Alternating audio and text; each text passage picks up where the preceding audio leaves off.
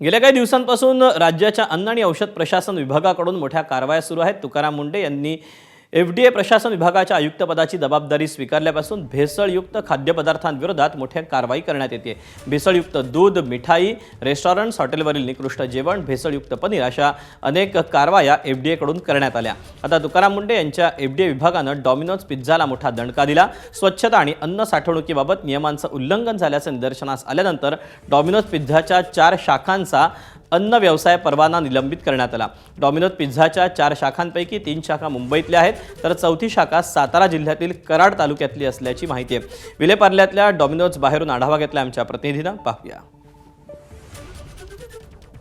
राज्यातील जे chain restaurants आहेत, ज्याची मोठी साखळी राज्यभर आहे, अशा रेस्टॉरंट्सवर आता FDA कारवाई करताना पाहायला मिळते। त्या ठिकाणी सुद्धा तपासणी FDA कडनं केली जाते। 11 ऑगस्टपासून ही तपासणीला सुरुवात झालेली आहे आणि आतापर्यंत 104 आस्थापनांची तपासणी केली आहे, ज्यामध्ये 2 आस्थापनांचा व्यवसाय तात्काळ बंद करण्याच्या सूचना केलेल्या आहेत, तर 95 ठिकाणी इम्प्रूव्हमेंट नोटीस दिली आहे। या ठिकाणी काय त्रुटी आढळल्या, तर ज्यामध्ये FDA ने माहिती दिली आहे, यामध्ये पेस्ट कंट्रोल व हायजेनिक फॅसिलिटीज बाबत यामध्ये त्रुटी आढळलेल्या आहेत। त्यासोबतच इथे किचनमध्ये बॅकडोर असेल, फ्लोर असेल, त्यासोबत चिलिंग रूम असेल, यामध्ये आवश्यक दुरुस्ती केलेली नव्हती।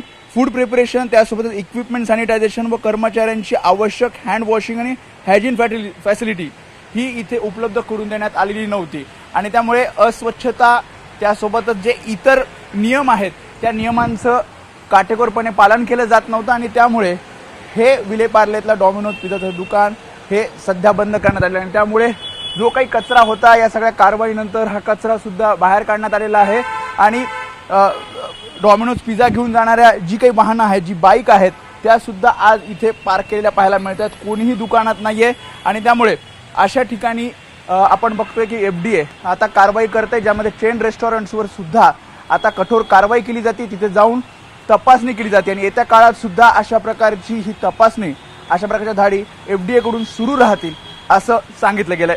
कॅमेरामॅन मनोज जयस्वाल समेत वेदांत नेब, ABP माझा, मुंबई। जगप्रसिद्ध असलेल्या डॉमिनोजवर देखील आता महाराष्ट्र FDA ने जी आहे ती कारवाई केलेली आहे।